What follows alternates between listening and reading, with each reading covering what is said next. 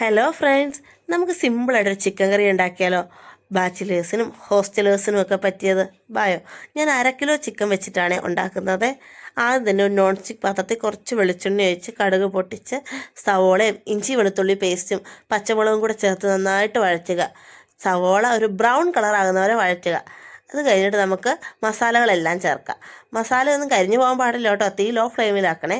മസാലയെല്ലാം ചേർത്ത് കഴിഞ്ഞ് തക്കാളി ചേർത്ത് കഴുകി വെച്ച ചിക്കനും കൂടെ ചേർത്ത് നന്നായിട്ട് ഇളക്കുക. ഒരു സ്പൂൺ ഉപ്പും കൂടെ ചേർക്കണം കേട്ടോ. ഈ സമയത്ത് തീ ഹൈ ഫ്ലെയിമിലാക്കണേ. നന്നായിട്ട് ഇളക്കി കഴിഞ്ഞ് ഒരു 1/2 കപ്പ് വെള്ളവും കൂടെ ഒഴിച്ച് നന്നായിട്ട് ഇളക്കുക. അത് കഴിഞ്ഞിട്ട് ഒരു ലോ ഫ്ലെയിമിലോട്ടാക്കി ഒരു 10 മിനിറ്റ് മൂടി വേവിക്കുക. 10 മിനിറ്റ് കഴിഞ്ഞ് നമ്മൾ ഒന്നുകൂടെ തുറന്ന് നോക്കി നന്നായിട്ട് ഇളക്കണം കേട്ടോ.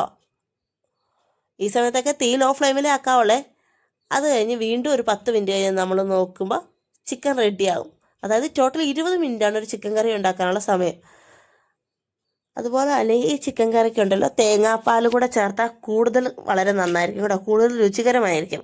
അതുപോലെ തന്നെ കടുകും ചെറിയ ഉള്ളിയും വറ്റൽമുളകും കൂടെയൊക്കെ വഴറ്റി അതിലോട്ട് ഇടുകയാണെങ്കിൽ കുറച്ചുകൂടെ നന്നായിരിക്കും. ചിക്കൻ കറി റെഡി.